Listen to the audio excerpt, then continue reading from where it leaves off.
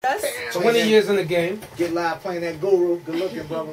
We were just actually talking because Nels, there's like it's supposed to be a mixtape originator documentary and book coming out, and Doo Wop was saying like that he, I guess, was asked to be a part of this, and I'm very excited about it. I know also Craig G, who I, he's my partner in Connecticut.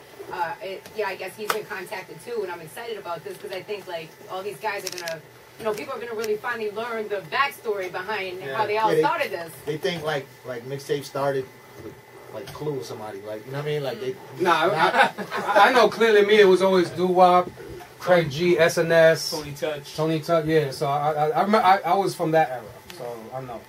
I think it's but going to be it's good for everybody else to know. You know what I mean? Especially the youngest, they don't really know like that.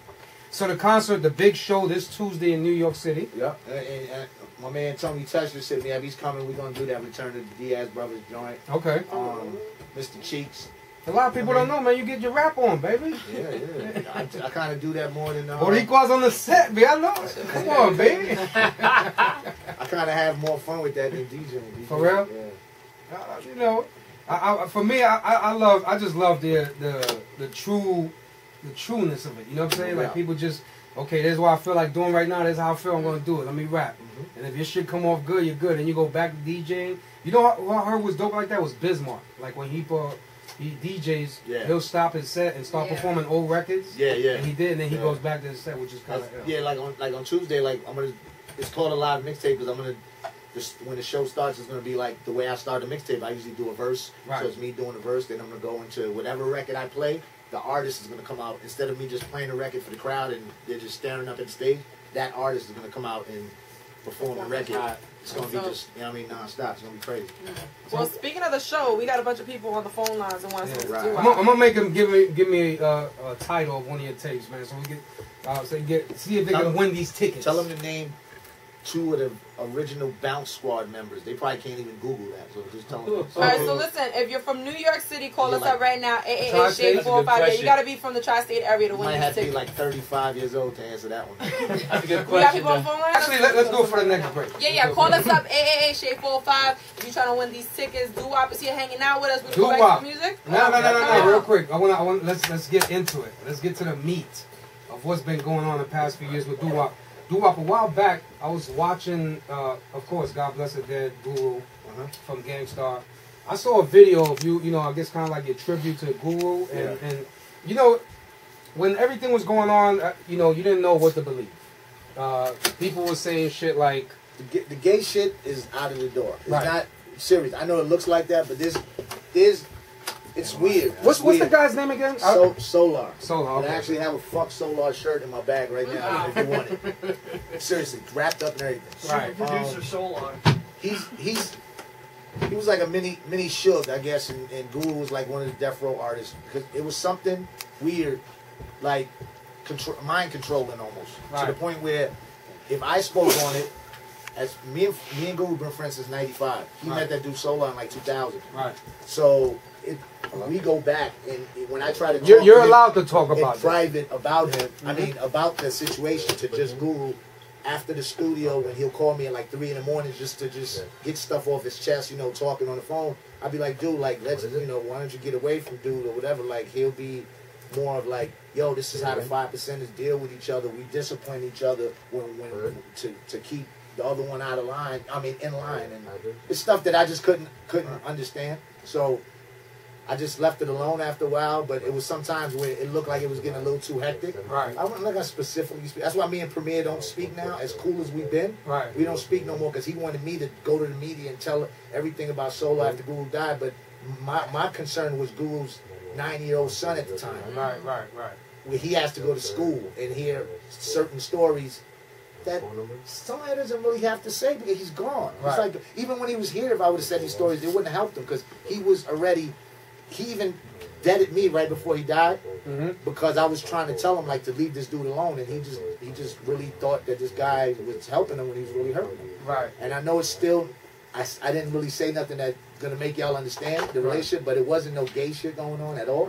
It was just more of a mind controlling and him having something over Guru or something that Guru would just do everything that he wanted him to do, even if he tells him, when you go in that interview right now, don't talk about Gangstarr. Right. When we do shows, don't do Gangstarr how Classics could you do that that? much. How could you not do that? Yeah, So, I mean, when we did Gangstarr Classics, it was because I just threw them joints on. Right. And then we can't do, once you're on stage, you can't, you know, he ain't going to do nothing to me. So it's not a point of, you know, how you going to go to the show and just hear a bunch of new shit from a guy like Guru? Like, nobody wants to. You got to hear the classics. Did you have run-ins with this guy Solar? Like, wow. The last time we spoke was we almost had a physical altercation in Greece. Wow. This dude just like tried to treat me the way he's, you know, treating dude. And I was like, yo, nah. And then he was like, you know, it got a little crazy for a second. And then when we came back, Guru was like, yo, we just gonna chill for a while, like basically saying you're fired or something. And I'm like, yo, dude, it's nothing. Just give me my money, and I wish you the best of luck. A little bit after that is when his health is going down. I mean, we went to Japan, and the doctor told him if you go to Japan, you might come back in a box. That's how bad the cancer was. Right. Wow. And my father just passed from the same cancer, so now I understand it. Right. He just passed this year.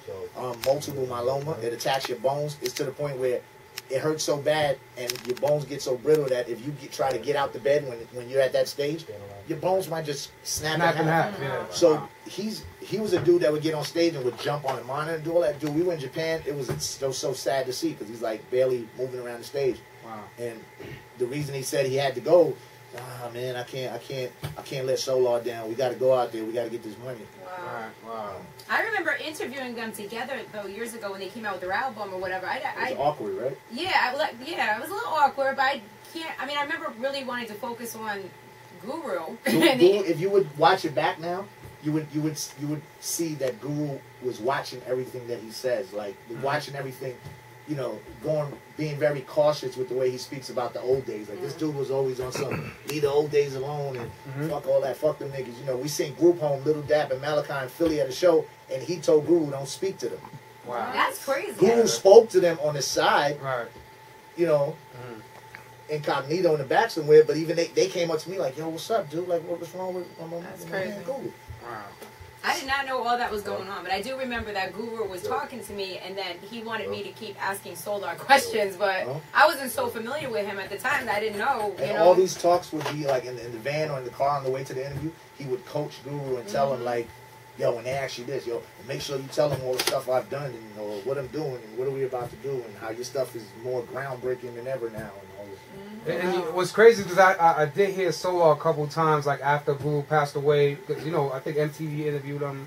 I believe even Rosenberg in New York. Yeah. Yep. I don't know if Sway got him up there. Sway the one that had him on MTV like sitting down. Yeah, and he was just trying to really make it like he was kind of coming across like you know whatever's going on is not what it is. He's a smart dude though, so he could come off as like an ill manipulator or something. Yeah, and believable almost like if you don't really know the whole thing and you just go by from what you're looking at, he might make it seem like, oh, maybe he's not that such of a bad guy, but he's a total asshole. He's a creep. He's crazy. He's a fucking maniac. All right. So I really just want to hear your thoughts on it because when you put out this video, I was looking like, wow, this is kind of crazy. Even like I said, with Premier's People's Black and them, like I had a Guru charity thing for his son, and we gave 100% Chris Medina 238 Beats. He's the one that put it together, and we had Ralph McDaniels. We had a lot of people come through. That's like right after he passed, because I know his son was going to need some bread. Right. And we did something, you know, whatever we made, a few thousand, it was for him. But even at that event, like, Premier's Peoples came in there trying to holler at me about something stupid. I'm like, dude, don't. First of all, this ain't the place to do it. Right. But if y'all want to talk, let's go to the side. And I explained to him, I was like, yo, I wasn't going to do that to Guru, like to his son. What y'all want me? Y'all don't like Solar that much, but y'all not thinking about Guru right now and his family? Right. Fuck revealing all this other shit. Right. For what? DJ Doo Wop in the building. Yes. 20 years in the game. I had to ask you about that. I know, you know, I know you know, of course, that's your homie too, man. And you know, God bless the dead. Yes, and I just felt like for some reason it just left everybody confused. Like some people will believe in this, some people believe in that. I even heard he was in the when he was laying in the hospital, out in a coma, like his nails was long. Yeah. Nobody was taking care of him. Dude didn't let nobody see him. Premier actually had to sneak up there to see him. That's how he saw him. Right. Solar's family was in the lobby blocking everybody. He made him sign the proxy thing or whatever that shit is, or he signed it himself. Yeah. He wrote the letter himself because he's the one they always used to say, my partner in business, my partner and friend, Solar, like he would say that. Those was his type of words. Right. And in the letter, it was all him. Because I travel with this guy because I'm with Guru, so I actually have to put up with him for 5 years too. So now I know the way he speaks and his words he uses. And them fucking words was all in that letter that supposedly Guru wrote on his deathbed. Wow, that's crazy, man. Of course, this is G Unit Radio, SMS. Yeah. We will be back with my man and living legend, DJ Doo Wop. Respect the DJ, 20 years in the game, the big show this Tuesday. Of course, Jada Kiss in the building, AZ, Smith & Wesson. Let's get to the music. DJ